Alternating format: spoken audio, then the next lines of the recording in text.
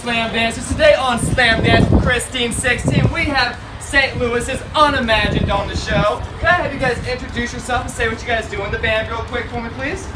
Alright, I'm Patrick Rubin and I play bass. And this is Patrick Rubin, man. I've known this dude since literally middle school. Me and this dude go way back, man. Recording music on an answering machine back. Exactly, from a garage sale, guys. Just because we got the idea from a movie. Hey, that's how you do metal, though, man. That's metal. Jake Morgan, I play the guitar and backup vocals. I'm Nathan Simpson, and I play guitar, and I also do some backup vocals. I'm Caleb Fryhout. I sing, play guitar, and we also are missing two members. We have Jared, who does lead vocals, and we have Andrew, who does drums, but they're fucking off somewhere, so. Yeah. All right, now you guys are opening up for Wide Awake tonight, man. How do you guys feel about this show? It's stacked with some great vocals as well as Northern Ghost, correct? Yeah, this will be our third time playing with Northern Ghost. They're awesome guys. I love them. I keep track of all of them on Facebook. They're all good dudes. I've actually never gotten to see Wide Awake live, which I've been wanting to for a long time. You know, they're local miniature hometown heroes, and really I'm really stoked to check them out. It's kind of be a different show. We don't play a lot of like traditional metalcore shows, so it's kind of fun to play to a different kind of crowd than I think we normally would. So I'm super excited about it. It's gonna be fun. All in all, I don't really have any complaints. Yeah, last time I checked you guys out, you guys were opening up for the Social Repose show, and something got happened. Every band played what, 2 songs? So we played 2 songs. No, listen, that wasn't Fubar's fault. That wasn't anyone's fault. What happened was they had a sound guy, and he got fired, like before the show even started. But this was after Social Repose. If you've ever seen him, has a very dramatic stage set up with all these lights and all this shit going on. He's got like an electric ukulele. He's got it's a whole thing. So they fired the sound guy before the show even starts, and have to have another sound guy come in. He doesn't know where anything fucking is because he didn't set the show up. So it took us. They were an hour behind schedule for all the acts, and so all the bands had to cut their sets short because we didn't have the fucking time. You know, just because shit just went fucking haywire. And the guy who started just sucked, and like I'm buddies with like almost all the sound guys here, and they all were like, "Yeah, fuck that guy, I'm glad he got fired." Like, I mean, that's just what happens. Like, it was still like a fun show. It sucked that we played in 2 songs, and I'm not like necessarily our proudest show, but we played it anyway. It's fun. Yeah, the backtracks. Backtrack. He couldn't figure out our backtracks, and he didn't know where anything fucking was. So we just had to like not play any backtracks, and all of our shit was fucked up, and we had to cut a bunch of songs out. It was fun. On top of that, like everything was backlined behind us. We were on the small side of Food Bar, so we had about 2 feet of room. We had about this. Our amps, and this is Imagine what like we're playing on. this with a drum set on it, and then also us. Yeah, exactly. So. I mostly felt bad for the people outside waiting an extra hour. Oh, man. Yeah, because it was cold. That was over the winter, so it was fucking cold. There was kids that like, you know, Social Repose, you know, he has a younger audience. You know, a lot of like kids that are into YouTube and shit because he is. So we had a lot of like young kids, you know, 13-year-olds, 12-year-olds even, you know, that were coming, 12 to 15 was like the average age there. So their kids, it's like their first fucking concert basically, and they got like a super shit experience because all this shit went haywire, you know, and that sucks. But it happens, and that's rock and roll, you know. We can't Hey, really you guys pulled through with an awesome set, man. That's all that matters on that one, man. Now, for people who haven't checked you out yet, you guys are actually playing another show later this week with Sworn In, correct? Sworn In and The Funeral Portrait. That's this Tuesday, the 17th. Check that out. It's awesome for us because Colin hooked us up. So he hit us up like, "Hey, do you want to play this Wide Awake show?" We were like, "Yeah, of course." So he hit us up to play this Wide Awake show, and that was super like cool of him. It's his band, so I was really honored that he thought that we were eligible enough, I suppose, to hop on that for him. And that was awesome. It's gonna be really fun. But then like 2 days later, he's like, "Oh, I just booked this Sworn In Funeral Portrait show," and we're like super homies with the guys in the Funeral Portrait. Like, we go down to Atlanta like 3 times a year and go hang out with Lee and like folk music with them, kind of dig around, you know. And all the guys in the Funeral Portrait are awesome, and we're also all huge Sworn In fans. And in our stuff, one of the singles we released is pretty fucking awesome. But so he was like, "This would be the perfect show for you guys," but we just booked this Wide Awake show. He's like, "So I'll just throw you guys on." You know what I mean? He's like, "Just don't say anything about it, and then just last second you guys just hop on, come up and play. No pre-sales or bullshit like that." So, and we love shows where we can just show up and play. So you're like, "Yeah, fuck, sure," and you know, like, so it's gonna be super fun. So yeah, this April 17th, the 17th, still back here at Blue Bar, and every fucking band. Our boys in Cohen. Shout out to Cohen. Go check them out. They're fucking killer. They're gonna be here. I love them to death. All those dudes are great. They play awesome, really, really fucking heavy music. Sworn In. Huh? You do the logo. Braddock and As Earth Shatters, I think. Yeah, I haven't heard either of them yet, but I'm sure they're going to be heavy, so that's going to be fun. And the Funeral Portrait, I got a lot of inside scoop on them, but we've heard some of their new stuff, and that's mostly what they're playing, and it's really fucking good. So they're going to be mostly playing that, so I'm excited about all of it. It's going to be good time all around. Hey man, that's all that matters, man. Alrighty, now Unimagined, what is your guys' current release for people to check out? So right now, we've got 2 singles.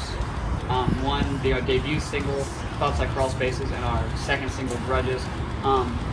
We have dates booked to go record an EP, a 5-song. I won't talk about all that because I don't want to put my foot in my mouth about something later. But we do have dates booked for that really soon. So that's going to be an upcoming release, but right now we just have the 2 singles. One, they show a lot of broadness. One I would say is dramatically heavier and darker than the other one is. But anyway, yeah, so right now it's just those singles, but we're really excited to get the EP out. It's all brand new material. I mean, obviously, but like, those 2 singles were written are a little bit older than like I would think it would be. But the new stuff's a lot more recently made. I think it's a lot more focused, a lot more current, and it's kind of, I think it has a more concise, stylistic approach to it. So I'm excited about stylistic approach to it, man. Yeah, so it's gonna be fun.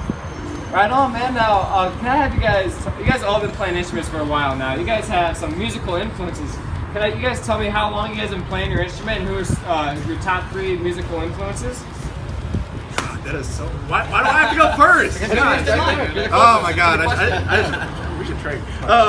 So I've been playing bass for I guess about 7 or 8 years now. It's weird because you couldn't tell. Yeah, I know. You couldn't tell. You'd think it would be like 20 years by now, but God, turn that around on you. I guess like the big guys that really got me into bass was like Paul Gray. He was a huge influence on me, and Cliff Burton. I've been playing. I've been playing guitar for almost 10 years. Definitely though, the one that really got me into guitar for sure was Since the Gates from Led Sevenfold. I kind of started off playing like classic rock and stuff like that because that's what I grew up with. That's what my dad played. He plays drums, and then I found out about Avenged Sevenfold, and now from there it just went on. So, and then Jason Richardson for sure. I wish I could play half as good as that motherfucker can. He's a phenomenal guitarist. And I don't know. I can't really pick one, but the guys from Periphery, all 3 of them. They're all homies for sure. I've been playing guitar for 12 years now. About that. Some of my first influences were like Metallica and all the classic rock and all the things like that. Not Cliff Burton because he's a bassist, but it started off like that, and I was like, okay, I like playing rhythm a lot more than I like shredding it up. But I started leaning more towards Lamb of God and other heavier bands. Started really getting into the Devil Wears Prada a lot. Started getting to a really weird way of playing the guitar. And then it slowly progressed even more into a lot heavier stuff like Sworn In, things like that. I love making noise and having it all He's a big hit you Trainers fan. in the face. We're all big Trainers fans. Huge Trainers When you fans. St. Louis, you know what I'm talking about. Yeah, on the deal. By the way. I've been playing guitar since yesterday. My favorite guitarists are Chad Kroger of Nickelback, whoever the guy in Five Finger Death Punch is, and all 3 of the guys from Leonard Skinner. And I would say my biggest influence as a vocalist would be whatever Steve Perry from Guns N' Roses. Right. I would say. What? Yeah, that sounds about right. I love it, man. All right, we'll finish this interview out with one last question, man. Metallica or Slipknot? Slipknot. Dude, Yeah. Slipknot's changed Sorry. my life. Well, my issue is like I didn't grow up with Metallica, so I don't have that like emotional connection. But I grew up with Slipknot. You know what I mean? So Dude, like, this that's motherfucker the got issue. me into Slipknot when I was younger, man. Yeah, This is really? my first Slipknot show. I've seen Slipknot twice, I think. I've You're never just seen hanging out with Metallica. Slipknot? Exactly. exactly, man. I mean, it changed my life, man. See, like I grew up with Metallica and all that, but I I've never- can't. I've never- It doesn't age well. It just fucking. It's not. I've never good owned a anymore. Metallica album in my life. I think forgot Metallica that they're is still better. I have making Master music. Puppets to death, See, man. as a metalhead, I had the obligation to get Master of Puppets, and that was like a huge album for me and everything like that. Obviously, Cliff Burton and stuff. But other than that, and like Red the Lightning, I was like, I don't know. Slipknot's one of those bands that I don't think has a bad album. Now, in their defense, have also way less albums than Metallica, so that's probably not a fair thing to say. But like, I don't know, like every Slipknot album's fucking gold. Yeah, they only put out the best of the best. And then Metallica, you know, there's an argument. There's a earth-shattering arguments across the internet about whether or not this album sucks. Now or I that think album Load sucks, and so. Saint Anger always belong at the top of it. I agree. I think Saint Anger is Saint Anger is arguably, the like, not even from an artistic perspective, but from a production standpoint. The snare! The mixing, the snare, the tone, the overall just production. Whoever, you know, was behind the console on that album really knew what they were doing. I think really drove the point home for it. I mean, there was a big prolific change in their, you know, because they had, you know, some smaller stuff, you know, Black Album and Ride the Lightning, and those kind of went under the radar. But I think after... Which you can download on Napster, by the way. Right, but I think after Saint Anger came out, they really went through to the next level. I absolutely love it, man. Alrighty, that's all we have on Slam Dance with Krystine 16 today. We have St. Louis's own Imagine. Be sure to check them out at Foo Bar, April 17th, opening up for Sworn In. You can find their links down below in the description, and we are out. Whoa!